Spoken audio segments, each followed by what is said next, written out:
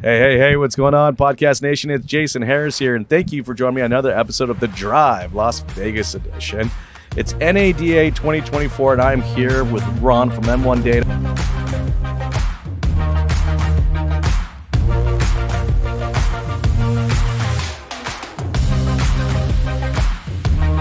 Ron, what's up, man? What are you doing? Hey, Ron from Pureinfluencer. Sorry, that's okay. 100% right. It's okay. I'm staring at the M1 Data thinking I'm part of that. We're part of the team. We're part of the team. Ron, it's good to see you, man. Good to see you. It's been a while. Yeah, it's been a minute. long time. Yeah. It's been a minute. Yeah. I'm glad that we got a chance to connect. I'm really looking forward to our conversation. Look, any opportunity I get to talk about data, I'm like, yes, please. Let's do it. Let's do it. But before we get into that, I love kicking off these podcasts with a little origin story. Because I'm always fascinated, right? Because like no one just wakes up one day and goes, hey, I'm going to spend a lifetime career in the automotive industry. Ron, I'd like to start there. How did you get started in this crazy little world we call the automotive industry? Cool. And I think I have a unique story, but we'll find out. Before I was in automotive retail, I was in EDA, electronic design automation. Mm-hmm. And I sold software to people or to companies that built microprocessors. Mm-hmm. And, it costs one of these and one of these. Yeah. What you want to do is you want to design for efficiency and accuracy. And then you say, hey, let's go make $1 billion wafer, right? Or microchip. So I did that. And one day I got this headhunter who called and said they wanted to talk, the guy wanted to interview me. And I had been driving like 3 hours back and forth to work 3 days a week. And so I'll take the interview, right? Sure, why not? And this guy said, hey, we need someone who understands data, who understands some analytics, and who can communicate to car dealers. And what it was new-gen results. Way back in the day when service reminders were sort of automatic every 90 days, right? Yep.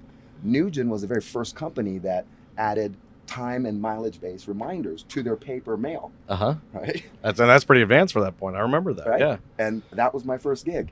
And I thought he was crazy. Like, I'm not gonna go work for you automotive to sell to car dealer. How much? Okay, I'm in. And I've never looked back. 33 years ago. Dude, that's crazy. Yeah. So how many NADAs is this for you? This is 31 in a row. Holy cow. 31 in a row. Wow.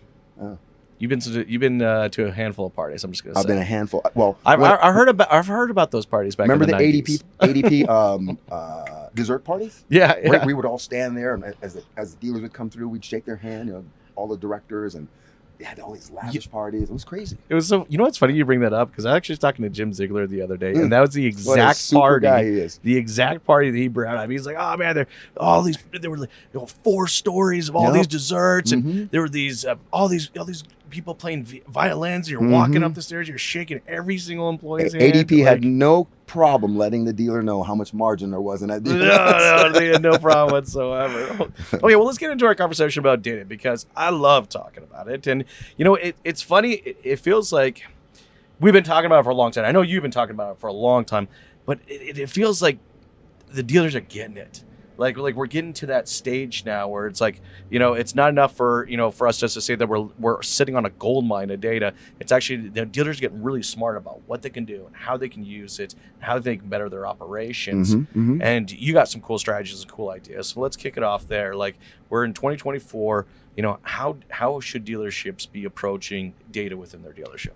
Extremely seriously. Yes. Right. For a variety of reasons, the least of which is you want to maximize the opportunities that you have, right?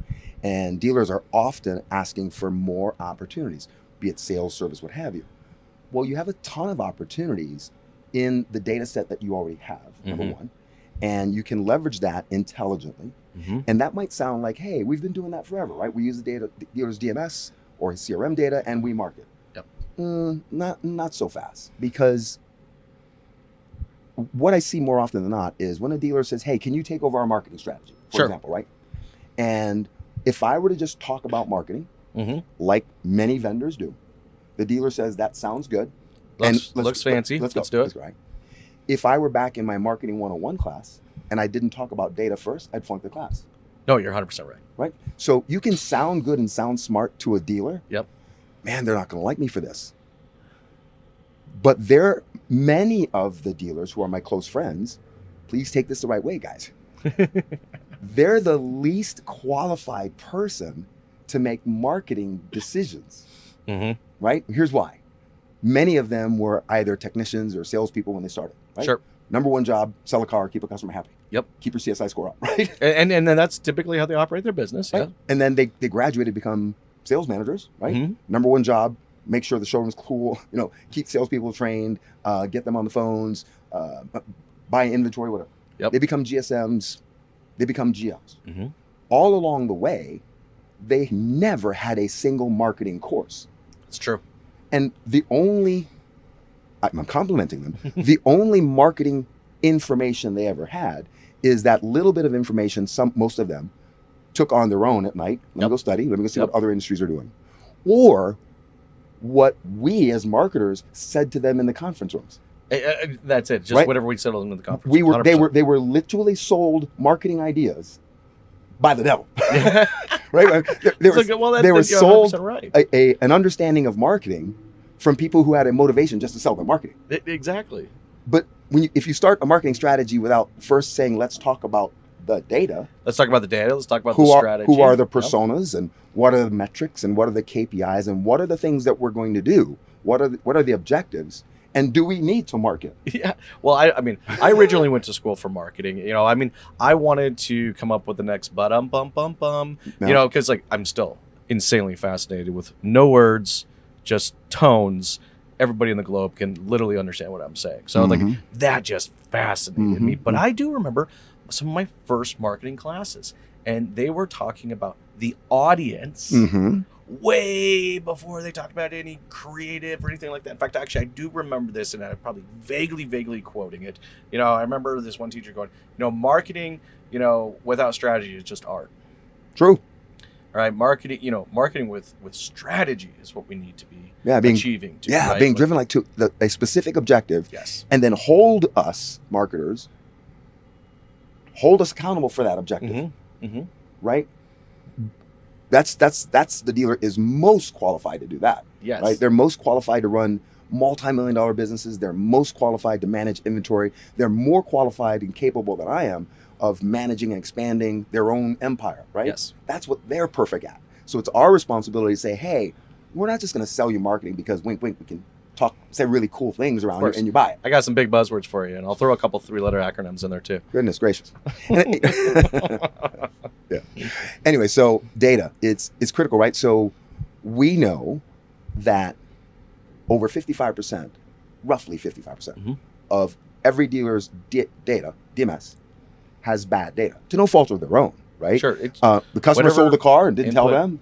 The customer doesn't call 3 years later to say, oh, by the way, I moved. True. And this is my new cell phone number. Right. And the service advisor can't be blamed for fat fingering an email address. Yeah, exactly. Right. But those things happen. And so now you've got, let's say 50% of this data set that not only can you not reach correctly, not only does it cost you a lot of money, right? But let me ask you this, Mr. Dealer. What if I told you that marketing campaign or direct mail campaign you executed for $20,000? What if I said that $8,000 of it was wasted, right? You go, man, that's $8,000. That's a lot. That's a lot of waste. We got to get cleaned up. Yeah. Okay, so on one hand, you have wasted data, wasted dollars. What if I told you the kitchen talk at your customer's table when her friends are in? She opens up a piece of mail and she goes, "These guys are idiots. I don't own this car." What would you rather? Would you rather lose $8,000 or have that happen once? I still get service mail reminders for a vehicle I sold, and I'm not shitting you, 7 years ago, maybe 8. Easy. You're going to tell me you're concerned about your brand. By the way, you're a Toyota store or a Honda store. I mean, you've got one of the largest brands on the planet. Why are you trying to have your own brand for number one? Because you've been misled by marketers, right? A marketer should have said, what do you mean you want to be the family-owned business?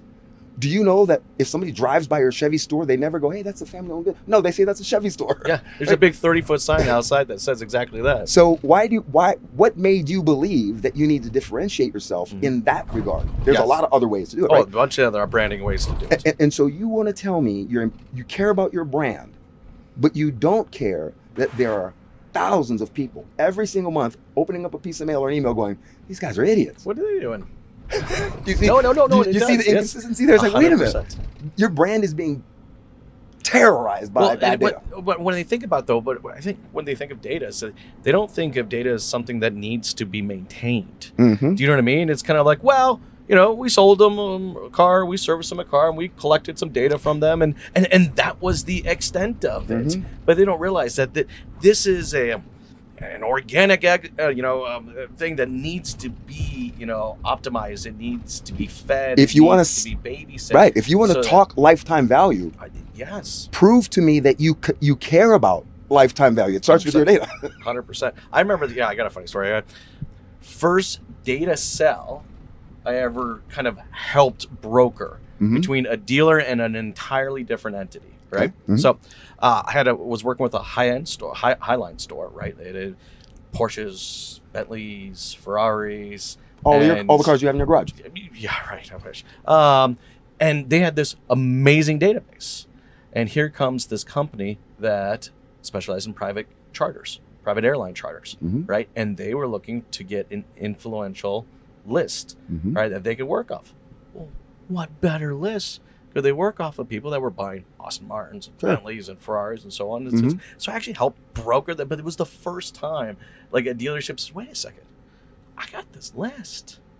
I can do something with this. Now, since then, the laws and rules and regulations have changed a lot. But, but that was kind of that first aha moment. It was like, man, when we say dealerships are really sitting on a gold mine, they are legitimately sitting on a gold mine if they commit to maintaining it. Yeah. Right. And so that would be my question. Like, dealership out there maybe watching, listening to us right now. Like, well, okay, guys, how do I do this? How do I maintain this? How do I make sure I always have good data? Call me. End of podcast. Shameless pitch to M1 and Pureinfluencer. No. So I think the first thing to do is, they know it better than I do. I learned this phrase from dealers: inspect what you expect. Right. So if you care about your data set, don't get me started on CDPs. Right. I'll come back to that in a minute. But if you care about your data set, you would inspect what you expect. Yes. You would say, I want to inspect on a regular basis the quality and the value of my data. I want to inspect the processes that introduce new data. Yes. I want to inspect the security around that. Right.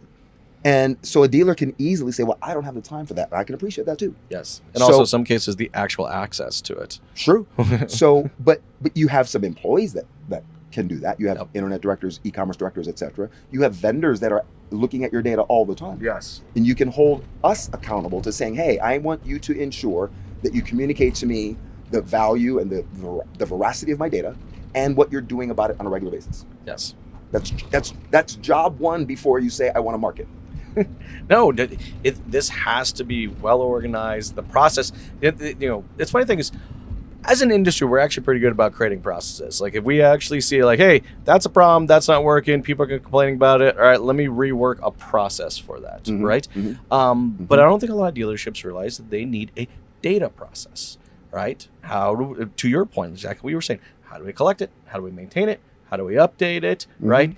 Who has access to it? And also, why do they have access to it? I've consulted with a lot of dealerships over my career, and if even a fraction of them ever read some of the data policies on some of the vendors they're working with, it's a little scary. It's cause for concern. But we won't go down that path because that's a whole nother podcast. That's another. We're gonna keep on driving for that one. I know, right? All right, let's get back to kind of the marketing side of data, because I love talking about marketing data, and just not only that we can take our DMS data, but we can supplement that with so many other data sources that are out there and available to us. Sure can. All right, let's talk a little bit about data strategies for dealerships. What are some of the best out there? In terms of hygiene or in terms of managing or execution? Let's talk hygiene, because that's the foundation, right? We got to make sure it's clean, right? Right. Like, how as a dealer can I clean my data? Well, there are a variety of vendors that will help, whether you want to leverage Polk, Experian, other vendors that say, hey, we're going to go and try and clean your data, right? So there are a variety of vendors that to varying degrees will get your database clean. Yes. We believe, not shameless pandering here, but we believe that we are the best at that. We could be wrong, and I'm okay with that. So, but at least find a vendor and then evaluate them on the results. And one of the simplest ways that a dealer can evaluate himself or themselves or herself with their data is to ask their marketing company to execute a direct mail campaign using my data, right? But there's more to the sentence. It goes like this. But there's a but. Listen up. Here it goes. So let's just use round numbers. Take 10,000 of my records and send a direct mail piece to have either vehicle exchange or to drive people to service drive. Pick something, right? Sure. And then say, but I want you to take 50% of that record set. I want you to randomize it. And then I want you to create a control group to see that the people that you execute this piece of mail, number one, was your message and your method good. Yes. Number two, was the data accurate. Yep. And if you give me a control group, I'll be able to see that just like that. So, they hate me now. It's good. Marketing companies in the automotive retail would tell a dealer, no, you don't need to do that. That's a waste of time. Yeah. There's only one reason a talented, competent marketing person would tell another client that you don't need to run a control group. Number one, that person is incompetent. Yes. Or malicious in terms of, I just rather sell something. Yes. Right? But if you care about your client, you will do what is a standard practice in marketing. Yes. You would have a control group. Even if it exposes that your strategy is junk or the data is junk, you did the client the right thing. Well, it's the way you're supposed to do it. I mean, I just said this is kind of getting back to the marketing 101. I mean, this is what you do. You got to test it. Like, you have to have a surgery, right? Yes. And the doctor says, look, we got to, we're going to do an operation on your knee. And you say, cool. He says, we're going to cut that one. Cool. He says, I've done it 1 million times. We're going to fix it. We're going to cut it. We're going to fix it, right? And then he takes a scalpel and you go, dude, where's the anesthesia? Yeah. Like, that's how bad this is. It's like, you can't just jump into marketing without doing the right first steps. Yes. And it's personas and targeting an audience, data quality, control groups, always. Never sometimes. Always. So let's get a little bit into, because you were talking about methods, right? So, let's get into, okay, I got my control group, I got my data hygiene. All right. Now I'm ready to go. What are some of the, there's just so many new opportunities out there. Where do we start? I think that my dear friend Bill Whitmire always says, he chuckles, he says, when somebody says, let's get back to basics. He's like, well, why do you leave the basics? He literally said that today on the podcast, by the way. I bet he did. I bet he did. Because it's one of the truths. Why did you get away from basics to begin with? Yeah. What was the motivation? Or you were irresponsible? So I would say the basics are, you would want to retain your customers. So you would use marketing campaigns for retention first. Yes. That's near and dear to the brand. Yep. Meaning the OEM. It's near and dear to your store. It's near and dear to your staff, right? It all starts with fixed ops absorption, right? 100%. And I'm so glad you brought that up, because I just don't think we talk enough about it. No. And if you're safe there in terms of the percentage, then you're not driven to put a stupid gorilla on the top of your building to try to make up for the loss in money. I'm going to go back to kind of what you originally talked about, though. The problem is that, I love our industry, all right? But most people that are in charge of the marketing decisions we're talking about, they didn't come up. To your point, they started in sales.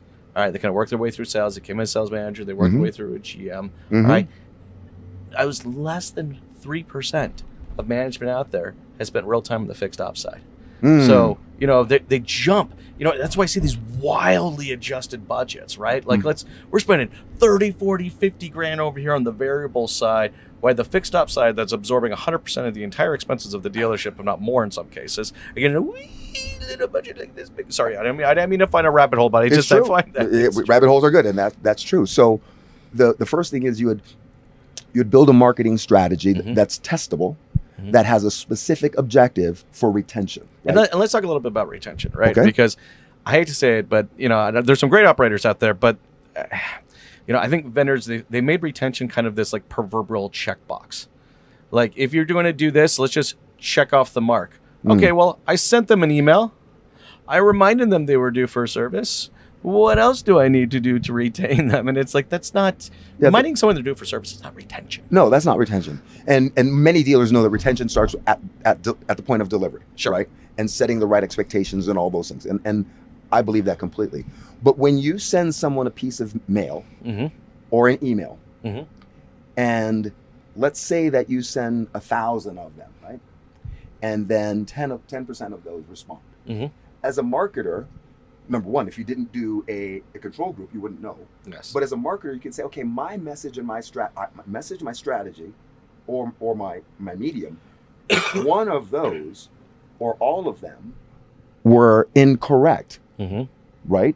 Yeah, because that's usually what it is. It's either the message is not connecting to the audience that I'm sending to. It's not necessarily maybe the message is bad. Your audience could have been the incorrect audience. Sure. Or the message just is not just connecting to the audience. Right. And so if that didn't work, a marketer, not specific to retail, automotive retail, a marketer would say, okay, that strategy didn't deliver what we wanted. Yeah. So let's do something different. Yes. Not 90% of the people typically don't respond, but we're going to keep doing that. Yeah. Let's just do it with your keep doing the same thing, expecting different results. Do it with your own money, right? Yep. And so it's an easy metric to stay on top of. And so you say, okay, cool, I'm doing some retention. And now out of the 1,000, I changed my tactic. Maybe I have a different look and feel email or whatever the case is. Yep. And now 20% responded. Good. Yes. Okay. And so make progress in that regard, because retention, if you had 100, if you're a dealer, Yep. and you had 100% retention, right? 100%. Amazing. Right? Just imagine. You have 100% retention. Yep. Everybody you sell always services with you and always comes back, right? Yep. Imagine that scenario running for 6 or 7 months.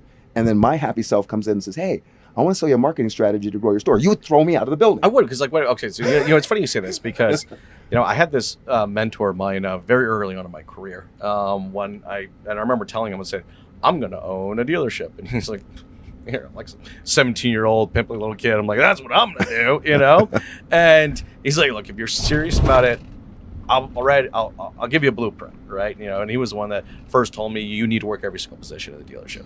You got to go be a service advisor, you can be a service manager, you need to know accounting, because at the end of the day, if you are the owner, anybody that's not there is your responsibility. You need to be able to pick up anyone. So that was one.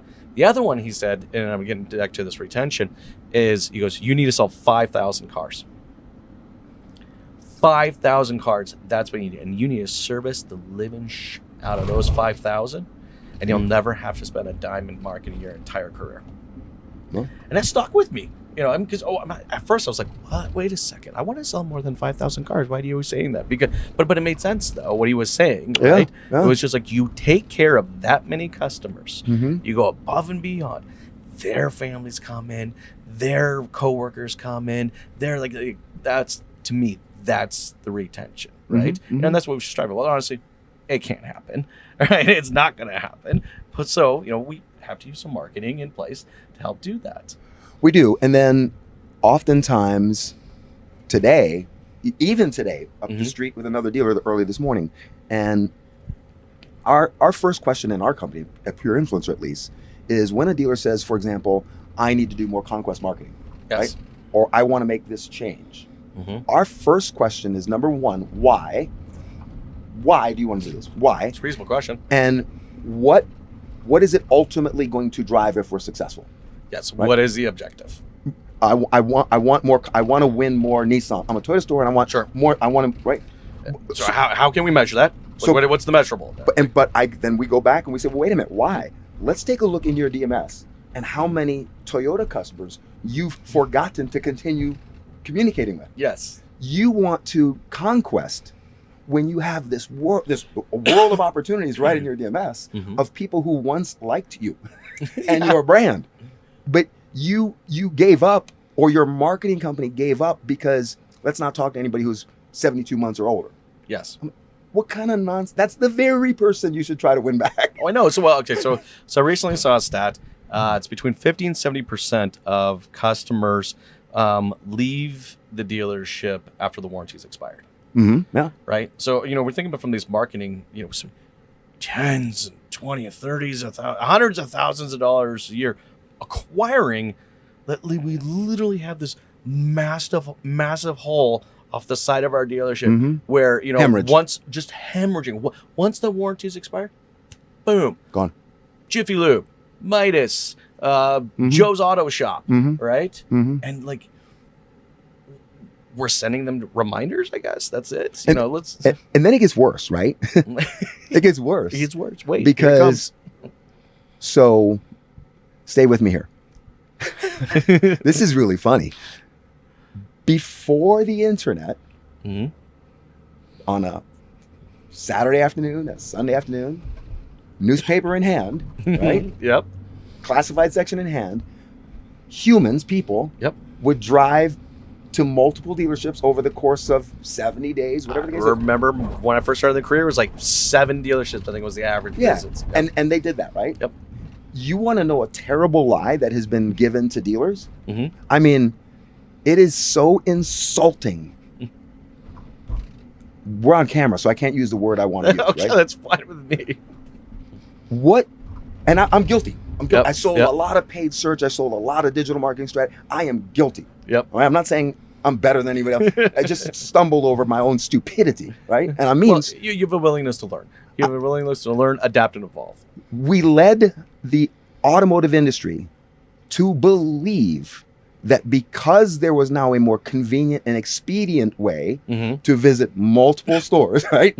That's all the internet is, right? Yep. It's an expediency device for shopping. Yeah, 100%. Right?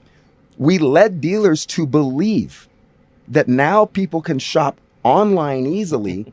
You have to pay for it first to make them go where they're going to go anyway. Anyways, yep.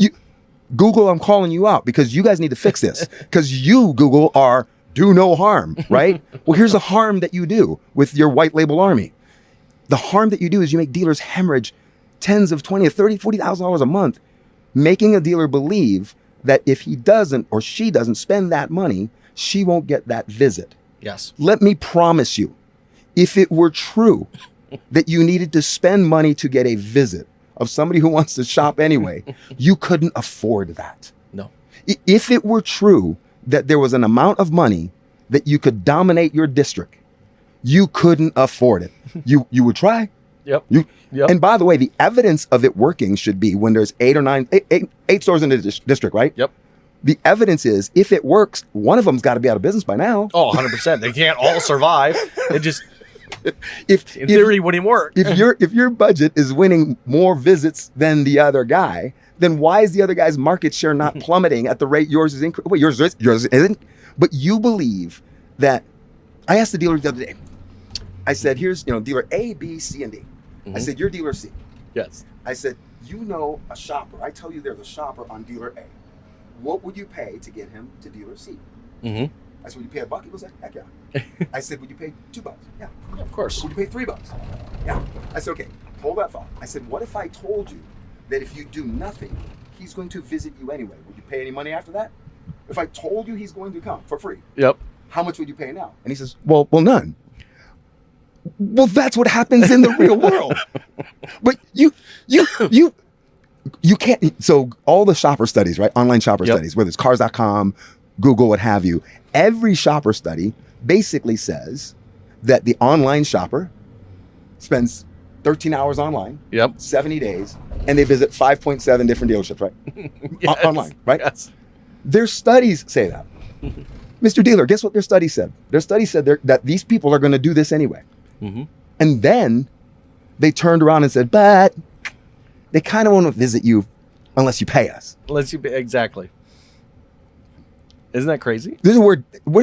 What's a more appropriate word than scam? But you almost have to admire how good it is. So. I mean, and then the when a dealer wants to drive more digital marketing, right? I always say, well, what evidence do you have that you don't have enough monthly unique visitors? Remember I said, I often ask them, how many do you have, right?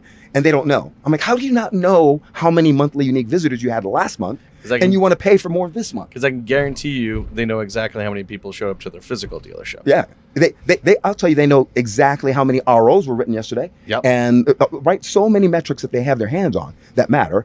And so we say, well, wait a minute, what data metric are you looking at that says you need to increase your digital marketing spend? Show me. Show me where you do not have people coming to your website on their own volition, meaning organic and direct traffic. Show me that has fallen off, or that it's insufficient. The average dealership has 12,000 monthly unique visitors. Okay.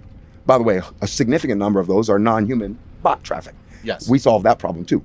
Thanks, M1. But let's just use 10,000 monthly unique visitors. Let's say you're the GM, and for sake of argument, how many cars do you have in a lot, new and used, on the ground? Let's call a few hundred. 300. Sure. Cool. Okay.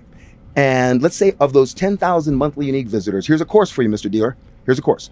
Of those 10,000, let's say 5,000 were there for service. Okay. Now we have 5,000 organic visitors, right? Yep. Not paid, organic. Okay. And let's say that of those 5,000s, we cut it in half to 2,500. Let's just say the other people were not even considering buying, right?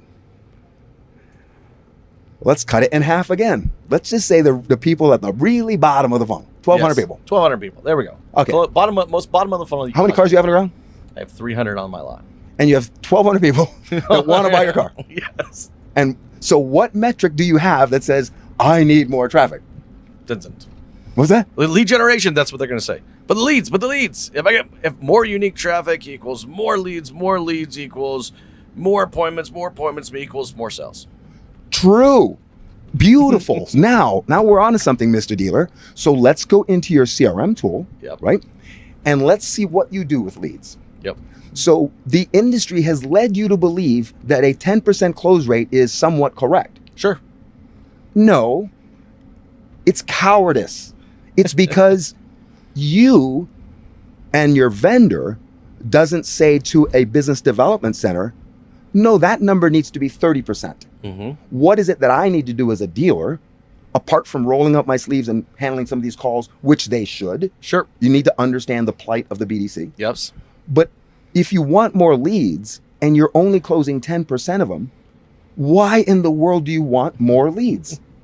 The data says, if I'm a GM, the data says I'm being foolish. I'm being misled. By accepting the 10%. And by believing that I need more traffic. Yep. Remember, you have all the traffic there. It becomes a process. And I am 100% with you on this, right? And, a lot of the times, too, is I look at the marketing, I was like, is the marketing with the intended to generate a lead? But that's, like, here's the thing. And this is maybe the old car dogs speaking out of me. Like, I ain't never sold a car to no lead. All right? Because I haven't. All right? Now, you give me in a conversation with someone. All right? I can sell something. Sure. Right? But and it's just like, what is, because we're looking at the wrong metrics. We're talking about that. Now, that's where we're going to finish off our conversation here. It's kind of getting into those metrics. It's like, should we really be counting leads, or should we really be counting how many conversations we're actually? Because I know that I can train and coach my team to turn a good quality conversation into a real deal. But that's leads. We're counting the wrong things, right? To your point, it's like, who cares if I had 2,000 leads last month, right? How many conversations am I having? Sure. So I can turn those into it. But let's get a little more into metrics, because I do believe there are definitely some metrics we do need to be paying attention, and some that, to your point, are slightly foolish. So what is a key metric that dealership should be focusing on, for this year? For this year? Yes. Can I back into that? Let's do it. I hear often dealers today lament that salespeople, because of the inventory crises, have gotten lazy, or they're not as aggressive as they used to be, right? And that they're always looking, now they've got to retrain salespeople. Okay. So the most important metric, if I owned the dealership, would be my close rate in all of my internet leads. If we as an industry believe that 98% of the transactions begin, right, online. Yep. Start online. Number one, everything's measurable. Yep. So then, and they end at the beginning of a conversation. Right. Right. So that metric, my close rate in my BDC, would be the first thing I measure. And I would want to increase that. And now the reason I said I wanted to back into it is when dealers say, well, my salespeople don't hunt anymore, they don't know how to follow up anymore. Well, it's because you broke John Traver's business development center model, because the original concept behind the BDC is the sales manager and his team goes in for a couple hours, right? And you don't come out until everybody has an appointment. What that did was it gave that salesperson conversational skills. Yes. And put him in the fight. Yeah. So now when he's out on the lot, he's doing his thing. Yeah. So we broke that. We said, no, let's not let him. And now it's worse, right? Because I tell dealers all the time, if you want salespeople to follow up and do all that kind of stuff that you say they don't know how to do, then put them in the business development center where they'll learn it. They'll learn it, right? And by the way, Mr. Dealer, you don't have to trust me. Test me. Monday, Tuesday, Wednesday, you pick the 3 days. You tell your GSM, I'm going on vacation. And you show up at 8 o'clock and you beat a BDC rep. There you go. I'm not joking, right? No. I think it's a very practical thing. You lead by example and you see if you can get better than a 10% close rate without saying I'm the owner. Right. I mean, this isn't rocket science. No. But I think it's a very I got a better way, strategy. though. I got a better way. You should just spend 30 grand in digital marketing. Oh, yeah. And you should just spend money on social media. And by the way, if you're not yet doing that, you should get some personalization on your website, because somewhere in this industry, there's a review apparently where the customer said the car was beautiful, the process was great, the dealership was, everything was great, the money was great, but the only problem is when I got to their website, it didn't know who I was. It didn't know who I Get was. out of here, right? And then, well, personalization is not working. Maybe we need a CDP. You want to take your dirty data and I know you're getting a kick out of it. you want to take your dirty data and put social media data and all these other data inside of it while it's already dirty. It's mind-boggling. I know. Look, Ron, I know we could easily jam about this for another hour. No problem. I know we're right at the tail end of our time. This has been a really fun conversation. It is so much dude. fun. This has been always so much fun. Always. So much fun. But hey, before I let you go, though, for everybody out there watching and listening right now, yes, sir. Love to connect with you. Maybe learn more about what you do. Sure.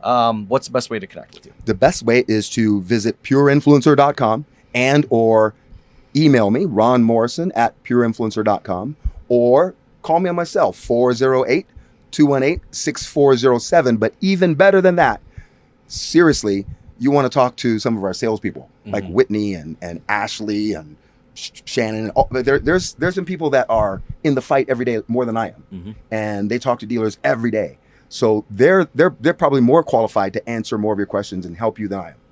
Awesome, man. Hey, Ron, I really appreciate your time. Everyone out there watching and listening, you got to connect with Ron. And thank you guys so much. You have an amazing day. Thank you.